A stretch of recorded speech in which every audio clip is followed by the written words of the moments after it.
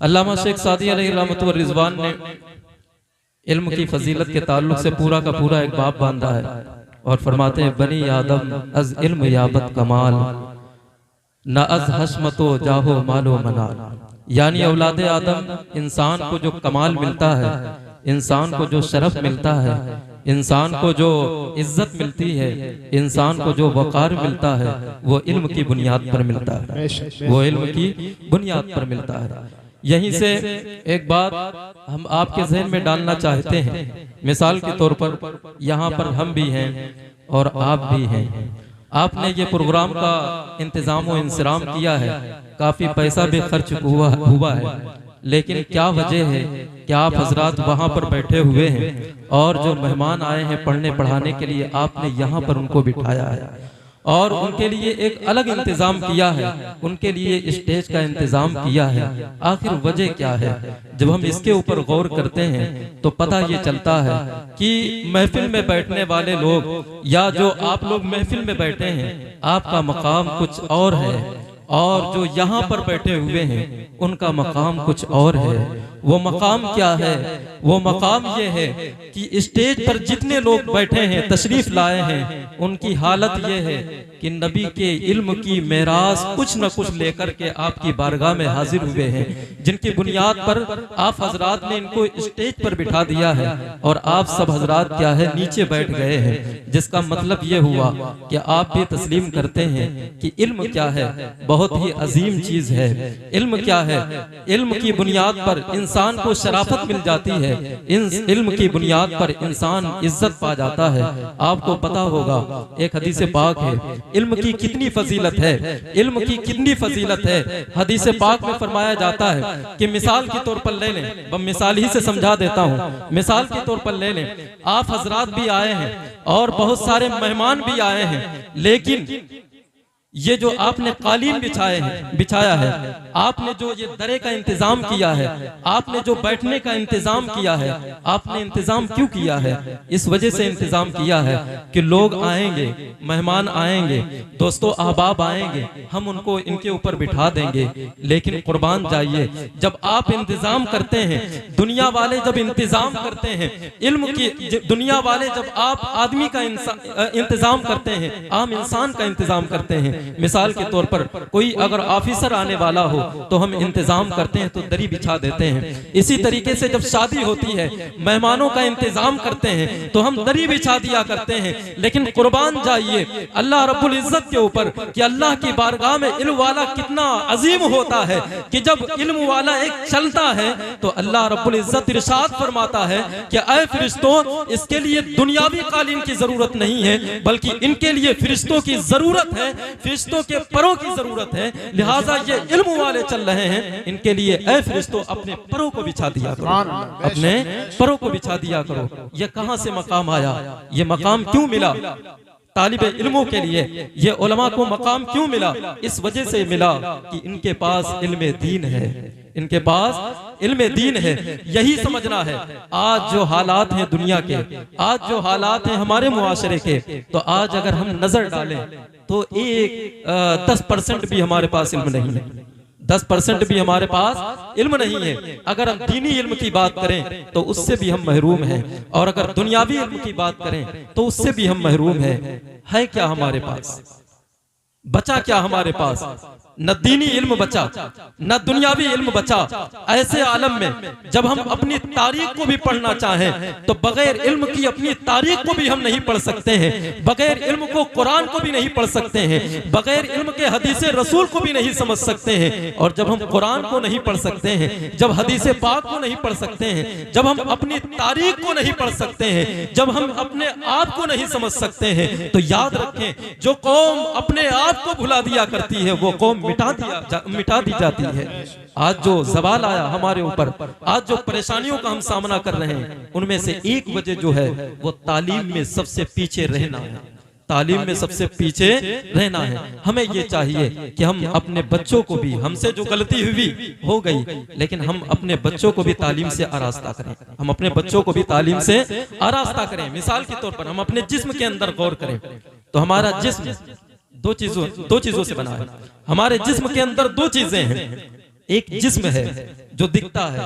हम स्टेज पर बैठे हैं, ये हमारे उलमा स्टेज पर बैठे हैं, सब नजर आ रहे हैं आपको, कौन मचल रहा है, कौन हंस रहा है, कौन बयान कर रहा है, किसका रंग कितना है, किसकी उम्र कितनी है और किसका कद कितना है, ये सारी चीजें आप देख रहे हैं, सब कुछ नजर आ रहा है। उसे जिस्म कहते हैं। और जिस्म कभी बीमार होता है, हर एक का जिस्म बीमार होता है। हमारा जिस्म बीमार होता है तो हम डॉक्टर के पास जाते हैं, हमारा जिस्म बीमार होता है तो हम किसी और डॉक्टर के पास जाते हैं, बड़े से बड़े डॉक्टर के पास जाते हैं जिस्म के इलाज के लिए। आजकल हर मौजा में, हर इलाके में क्या है, आपको अस्पताल भी मिलेंगे, आपको क्लिनिक भी मिलेंगे, लेकिन जिस्म बीमार होता है तो क्लिनिक के ऊपर चले जाते हैं। लेकिन जब रूह बीमार होती है तब उसका इलाज क्या है?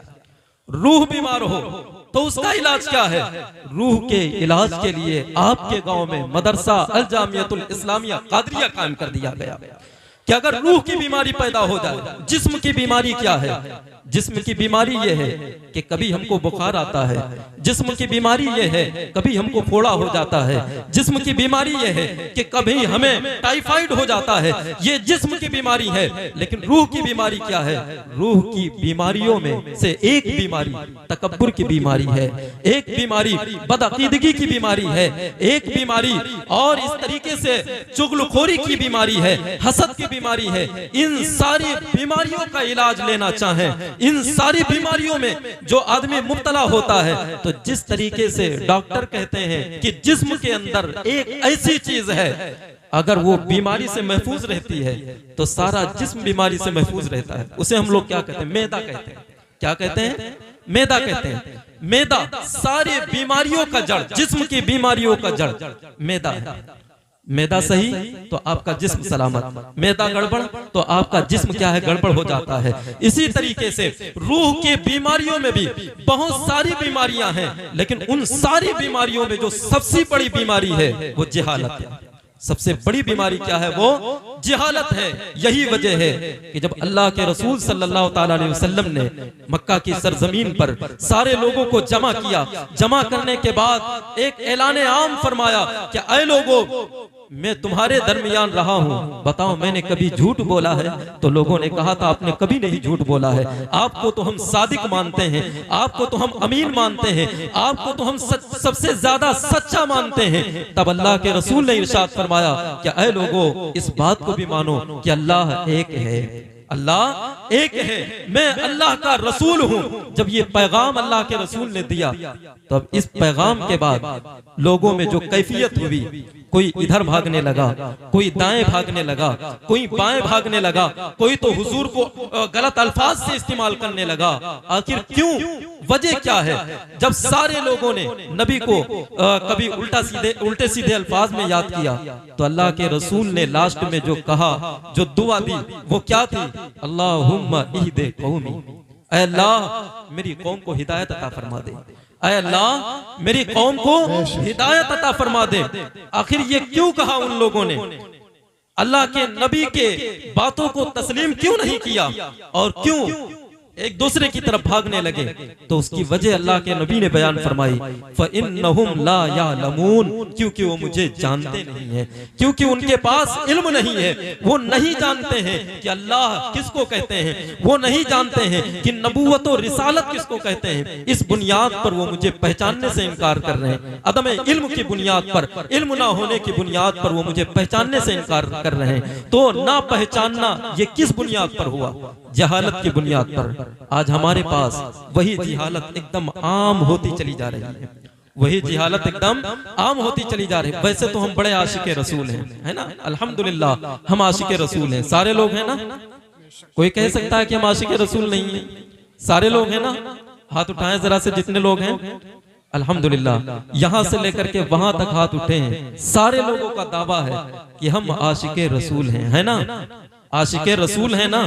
लेकिन एक आशिक का मामला ये होता है कि वो अपने महबूब की अदाओं को अपनाता है, महबूब की अदाओं को अपनाता है। कैसे हम आशिक रसूल हैं कि उनकी महफिल में आए और बगैर टोपी के आए? कैसे हम आशिक रसूल हैं कि हम उनकी महफिल में आते हैं फिर भी क्या है बगैर टोपी के चले आते हैं। बल्कि सूफी लाल मोहम्मद साहब का मिजाज ये था कि जो महफिल किसी वली की जात से मंसूब हो जाती थी आप उसमें कभी चप्पल पहन करके भी नहीं जाते थे। आप कैसे ये बर्दाश्त कर लेते हैं?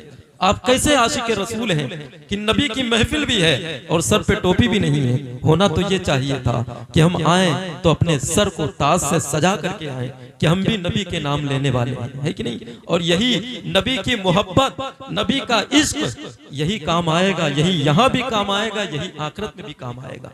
इसी वजह से मेरे इमाम ने फरमा दिया, लहद में इश्क रुखे शह का दाग लेके चले, लहद में इश्क रुखे शह का दाग लेके चले, अंधेरी रात सुनी थी चिराग लेके चले, अंधेरी रात सुनी थी चिराग लेके चले।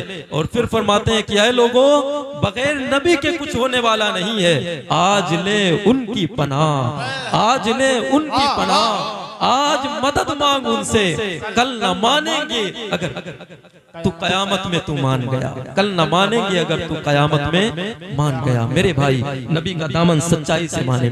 आज जो इस्लाम है ना, अपना ईमान आज हमारी कौम से सारी कौमें दुश्मनी करती हैं, सारी कौमें हमारे ऊपर हैं, हमारे ऊपर सवार हैं। वजह जानते हैं क्या है? वजह जानते हैं? वजह ये है कि हमारे दिल में ईमान है, हमारे दिल में ईमान है। यही ईमान की दौलत इतनी अजीम दौलत है कि सारी दुनिया इसी के पीछे पड़ी हुई है, सारी दुनिया इसी को छीनने में लगी हुई है। और इस दौलत को छीनने के लिए तकरीबन 50 से ज्यादा तहरीकें इस्तेमाल हो रही हैं। बात समझ में आ रही है? 50 से ज्यादा तहरीकें चल रही हैं जो लोगों का ईमान छीनने की कोशिश कर रही हैं। कुछ तो अपने भेष में भी हैं, कुछ तो अपने भेष में हैं, कुछ तो गैर हैं, वो तो जाहिर हैं, कुछ अपने भेष में भी हैं। इस ईमान की हिफाजत करें, इस ईमान की हिफाजत करें। मिसाल के तौर पर ले लें, अल्लाह रब्बुल इज्जत ने जो अहकाम हमें अता फरमाए हैं, चाहे वो कुरान की सूरत में हो, चाहे वो हदीस रसूल की सूरत में हो, जितने भी अहकाम अल्लाह रब्बुल इज्जत ने हमें अता फरमाए, उन सारी चीजों का महवर और उन सारी चीजों का मकसूद क्या है? 5 चीजों की हिफाजत है। कितनी चीजों की? 5 चीजों की हिफाजत। बड़ी इंपॉर्टेंट बात है, समझ लें इसको। 5 चीजों की हिफाजत है।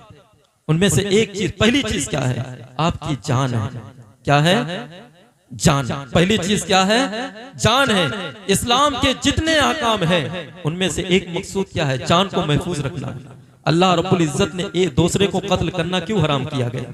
वमन कतला मुमिनन मुतअम्मिदन, और जिसने किसी को जानबूझ करके कत्ल किया तो उसका ठिकाना जहन्नम है। अल्लाह ने ये हुक्म क्यों दिया? इस वजह से कि अल्लाह रब्बुल इज्जत की बारगाह में जान बड़ी अजीज चीज है, लिहाजा इसको बचाने की कोशिश करना चाहिए। और दूसरी चीज क्या है? माल। दूसरी चीज क्या है? माल है। दूसरी चीज माल है। डाका जनी हराम क्यों करार दी गई? गसब करने को हराम क्यों करार दिया गया? चोरी को हराम क्यों करार दिया गया? ताकि लोगों का माल महफूज रहे, लोगों के माल की हिफाजत रहे, लोगों का माल गायब होने से बच जाए। 2 चीजें हो गई। और तीसरी चीज क्या है? अक्ल है। तीसरी चीज क्या है? अक्ल है। अक्ल की हिफाजत भी बड़ी अजीम चीज है। अब इस अक्ल को बर्बाद करने के लिए लोगों ने तरह तरह के तरीके इस्तेमाल किए। पता है, उनमें से आज बड़ी अफसोस के साथ मुझे कहना पड़ता है, हमारा नौजवान जिस चीज में मुब्तला है, शराब की सूरत में, बियर की सूरत में और नशावर चीजों की सूरत में, इन सारी चीजों में कौम आपको तबाह कर देना चाहती है, हमारी अक्ल को बर्बाद कर देना चाहती है कि जब इसकी अक्ल बर्बाद हो जाएगी तो ईमान से भी हाथ धो बैठेगा, अपने मुआशरे से भी हाथ धो बैठेगा। कौमें हमारे ऊपर सवार हैं और उनमें और भी चीजें हैं। मिसाल के तौर पर शराब का काम क्या है? हर कोई जानता है कि जब आदमी शराब पी लेता है तो उसकी अक्ल बर्बाद हो जाती है, उसकी अक्ल खत्म हो जाती है, उसकी अक्ल खत्म हो जाती है। जहां पर वो अक्ल खत्म करता है, जिसमें आज हमारे नौजवान इस चीज में मुब्तला है, अक्ल को खत्म करने के साथ साथ जिस्म के अंदर पूरे जिस्म को क्या है? वो खोखला कर देती है, पूरे जिस्म को खोखला कर देती है। और आदमी क्या से क्या कह दे, कोई भरोसा नहीं। है कि नहीं, इसकी भी हिफाजत मकसूद है। और इसी तरीके से नसब की भी हिफाजत, नसब की भी हिफाजत बड़ी अजीम चीज है। इसी वजह से जिना को हराम करार दिया गया, जिना को हराम करार दिया गया ताकि आदमी इससे महफूज रहे। और इसी वजह, और उनमें से पांचवी चीज जो है वो है दीन की हिफाजत। पांचवी चीज क्या है? दीन की हिफाजत है। तो जान, माल, अक्ल, नसब, दीन, ये पांच चीजें ऐसी हैं जिनकी हिफाजत बड़ी अजीम चीज है। दीन को मिटाने के लिए अल्लाह रब्बुल इज्जत ने कुफ्र को हराम करार दे दिया, शिर्क को हराम करार दे दिया। आदमी कुफ्र से बचता रहे, ईमान की हिफाजत होती रहेगी। आदमी शिर्क से बचता रहे, ईमान की हिफाजत होती रहेगी। अब हमें इसकी हिफाजत करना है। और वो हिफाजत कैसे हो सकेगी? जब हम कुरान को अपने हाथ में थाम करके कहेंगे कि ऐ मालिको मौला, सबसे बड़ा रहबर हमारे लिए कुरान है, तेरे नबी की जात है, तेरे नबी की जात है। कैसे रहबर कुरान है?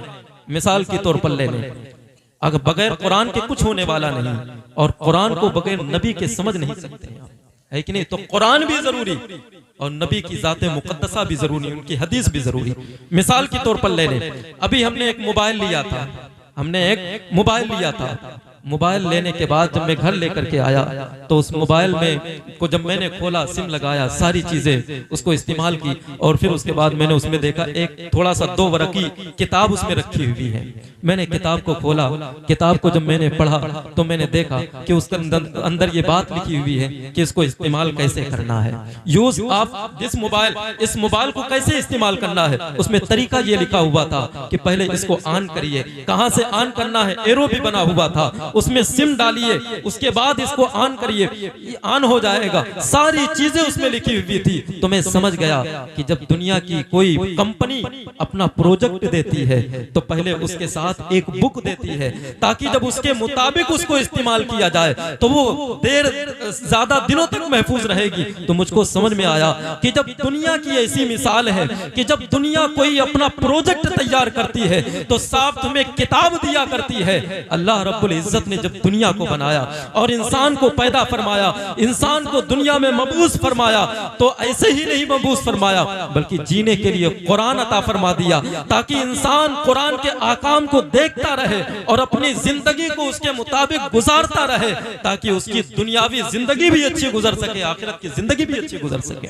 आप अंदाजा करें, ये है कुरान, ये है इल्म। जब तक इल्म हासिल नहीं करेंगे तब तक आप सीधा रास्ता भी नहीं चल सकते, है कि नहीं? मिसाल के तौर पर हमारे शुएब भाई हैं, मिसाल के तौर पर पहली बार आए या दूसरी मर्तबा आए, लेकिन काफी दिनों के बाद आए। मिसाल के तौर पर आप कहीं लखनऊ में जाएं और आपको किसी जगह पर पहुंचना हो और आपको रास्ता ना मालूम हो तो आप कैसे पहुंचेंगे? बताइए। किसी ना किसी से पूछेंगे कि नहीं? किसी से पूछेंगे या गूगल मैप का सहारा लेंगे। यही वजह होती है, पूछ करके उस जगह पर पहुंचते हैं, मंजिले मकसूद तक पहुंचते हैं। तो आप अगर एक दिन के लिए तशरीफ ले जाते हैं और रास्ता नहीं मालूम होता है तो बगैर पूछे उसको तय नहीं कर सकते हैं। तो आप अंदाजा करें कि 60-70 साल की जिंदगी आप बगैर जाने हुए कैसे गुजार सकते हैं, बगैर इल्म के कैसे गुजार सकते हैं? कुरान ने तो फरमा दिया, इन्ना हाज़ल कुरआन यहदी लिल्लती ही अक़वम, बेशक ये कुरान सबसे सीधे रास्ते की हिदायत करता है। लेकिन मेरे भाई, जब इसको समझोगे तो तभी चलोगे ना। कुरान ने फरमाया इहदिनस सिरातल मुस्तकीम, हमको सीधी राह चला। लेकिन सीधी राह जब पता होगी तभी तो चलेंगे। पता कैसे होगी? जब उसको हम पढ़ेंगे। पता कैसे होगी? जब हम उसको पढ़े होंगे। अल्लाह रब्बुल इज्जत की बारगाह में इल्म की बड़ी अहमियत है। यही वजह है कि कुरान पूरा का पूरा नाजिल हुआ, लेकिन नाजिल होने के साथ साथ सबसे पहला लफ्ज जो नाजिल हुआ था वो इकरा का नाजिल हुआ था। इकरा का नाजिल हुआ था।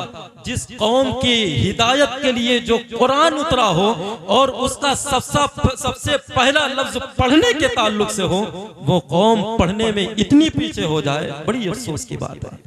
बड़ी अफसोस की बात है मेरे भाई, इल्म की तरफ बढ़ें, अपने बच्चों को बढ़ाने की कोशिश करें, बड़ी अजीम चीज है। एक सहाबी रसूल अल्लाह के नबी की बारगाह में हाजिर होते हैं और सहाबी रसूल कहते हैं, या रसूल अल्लाह, मैं आपकी बारगाह में आया हूँ और ताकि कुछ सीख लूं, आपका साथ मिल जाए। फौरन हजरत जिब्राइल क्या है, बुलबुल सिदरा अल्लाह के नबी की बारगाह में हाजिर हो जाते हैं और कहते हैं, या रसूल अल्लाह, ये फुला सहाबी जो आपकी बारगाह में बैठे हैं, इन फुला सहाबी का अभी चंद साथ में इंतकाल हो जाएगा, चंद साथ में इंतकाल हो जाएगा। असर का वक्त था, वो टाइम कितना था, मगरिब तक टाइम था। तारीख ये बताती है कि मगरिब से पहले ही इंतकाल हो गया उनका। असर का वक्त है, अल्लाह के नबी की बारगाह में बैठे हैं और कहते हैं हजरत जिब्राइल, या रसूल अल्लाह, बस चंद साथ इनकी जिंदगी के रह गई है। अल्लाह के नबी ने इरशाद फरमाया कि है मेरे प्यारे सहाबी, हजरत जिब्राइल ने फरमान सुना दिया है कि आपकी जिंदगी की चंद सातें, चंद लम्हे क्या है बाकी रह गए हैं, आप कुछ कर लें। तो सहाबी रसूल बड़े अक्लमंद थे और अल्लाह का फजलो करम है, सारे सहाबा बड़े अक्लमंद थे। हमारा तो अकीदा ये है कि वो कोई भी सहाबी हो जो मेरे इमाम ने दिया, अहले सुन्नत का है बेड़ा पार, असहाबे हुजूर नज्म है और नाव है इतरत रसूलुल्लाह की। उस सहाबी रसूल को अल्लाह के नबी ने जब बयान किया तो बड़ी परेशानी वाली बात है ना, हमको बीमारी लग जाती है तो परेशान हो जाते हैं कि इंतकाल ना हो जाए, और यहाँ असर का वक्त है, मगरिब से पहले इंतकाल होना है। क्या कैफियत रही होगी सहाबी रसूल की। अल्लाह के नबी से फरमाया, या रसूल अल्लाह, आप फरमा दें, कोई ऐसा अमल बता दें कि मैं कर लूं ताकि मुझे बड़ी आसानियां हो जाएं। अल्लाह के नबी ने कुर्बान जाइए क्या बयान फरमाया था, असर का वक्त, मगरिब से पहले इंतकाल होना है। अल्लाह के नबी ने इरशाद फरमाया, ऐ मेरे प्यारे सहाबी, इल्म हासिल कर लो। क्या फरमाया, इल्म हासिल कर लो। अल्लाह अकबर, इल्म हासिल करना शुरू किया, मगरिब से पहले आपका इंतकाल हो गया, मगरिब से पहले आपका इंतकाल हो गया। तो बताना ये मकसद है कि कितना इंपॉर्टेंट है इल्म दीन अल्लाह रब्बुल इज्जत की बारगाह में। मेरे भाई, इसको सीखने की कोशिश करें, अपने बच्चों को पढ़ाएं, खुद भी पढ़ें, कभी उलमा की बारगाह में आकर के बैठें। आज तो हमारी पोजीशन ये हो चुकी है कि बाजारों में बैठते हैं, फला इल्म फला आलिम दीन ऐसा है, फला आलिम दीन, न जाने कैसे कैसे अल्फाज इस्तेमाल करते हैं।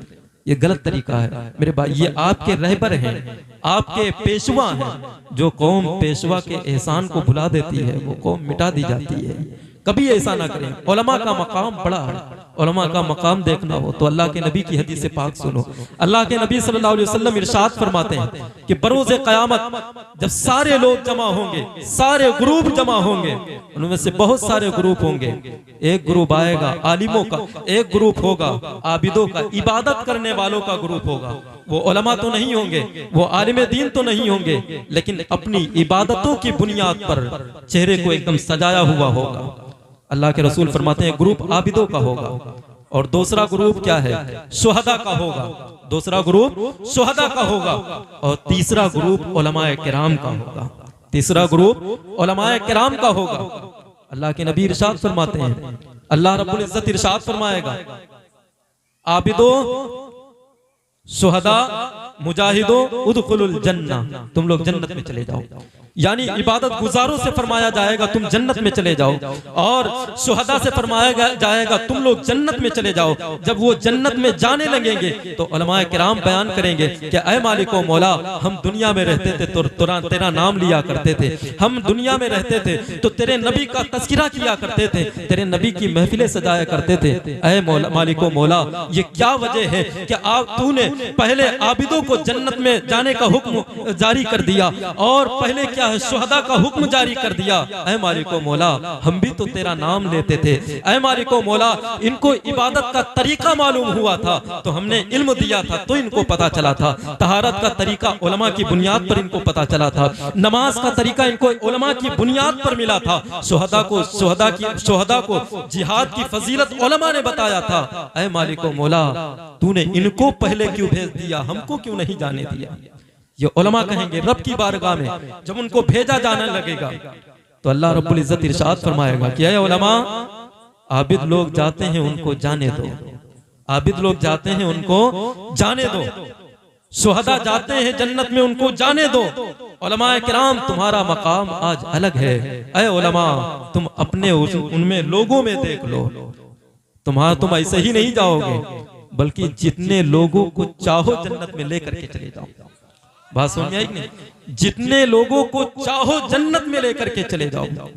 अब उलमा, जो उलमा से कनेक्ट रहे होंगे, जो उलमा की बारगाह में आते जाते होंगे, जो उलमा की खिदमत करते रहे होंगे, जो मदरसे में खिदमत करते रहे होंगे, उलमा इकराम उनको अपने करीब बुलाएंगे और जन्नत में जब लेकर के जाएंगे तो एक जम्मे गफीर पीछे होगा, आगे उलमा होंगे, तो दारो गए जन्नत कहेंगे कि ऐ आलिमो, हुक्म तो तुमको हुआ था, तुम इनको क्यों लेकर के आ रहे हो? अल्लाह रब्बुल इज्जत इरशाद फरमाएगा कि ऐ मेरे फरिश्तों, जान लो कि ये वो उलमा है जिन्होंने दुनिया में अपनी पूरी जिंदगी को मेरे लिए सर्फ कर दिया था। आज इन्हें मत रोको, आज बस ये जितने लोगों को लेकर के जा रहे हैं उनको लेकर के जाने। आप अंदाजा करें, ये उलमा का मकाम है। तो हमेशा उलमा की इज्जत करें, उलमा की ताजीम करें, अपने बच्चों को इल्मे दीन पढ़ाएं, अपने बच्चों को आलिमे दीन बनाएं। आज हमारे जो अतराफो जवार का जो आलम है वो ये है कि आदमी हाफिज कुरान बना लेता है, बस समझता है बस अल्लामतुद्दहर हो गए। वो यही होता है ना, हाफिज कुरान हो गए, बस समझते हैं अल्लामतुद्दहर हो गए।